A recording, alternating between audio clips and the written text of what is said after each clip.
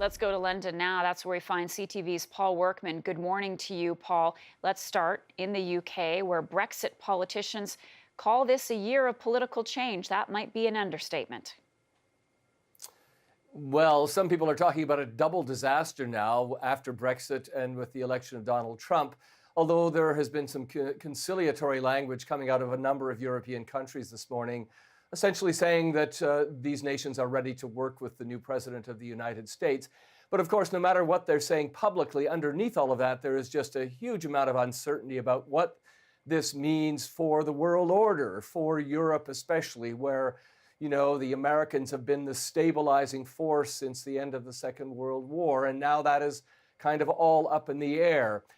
Interestingly, some of the first official responses and congratulations to Trump came from the far right-wing leaders in Europe. Marine Le Pen, the leader of the National Front in France, very much looking forward to her election victory, believing that now that Brexit has happened and that Donald Trump has been elected, that the same thing will occur in France, that this is putting forward, as I said, a new world order, and that it's going to mean huge political changes across the entire European continent.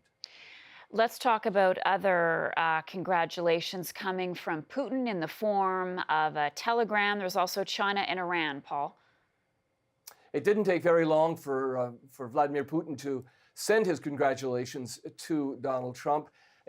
There was great support in Russia for Trump, and of course there were all of these allegations that the Russians were behind hacking of the Democratic National Chairman, and that the Russians were really trying to help Donald Trump win this election. So very clear right off the beginning. Putin said he supports Trump. He wants to deal with them, wants to normalize relations.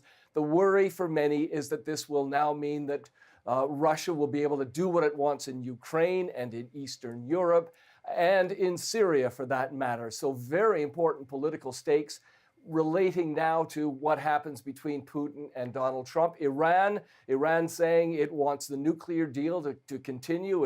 It doesn't believe that Donald Trump should be able to tear that down. So all of these major issues that are now looking very uncertain to a lot of people, with I think a lot of fear and concern and serious worry in Europe and the rest of the world. A lot of nervous people out there. Paul Workman joining us from London. Paul, thank you very much.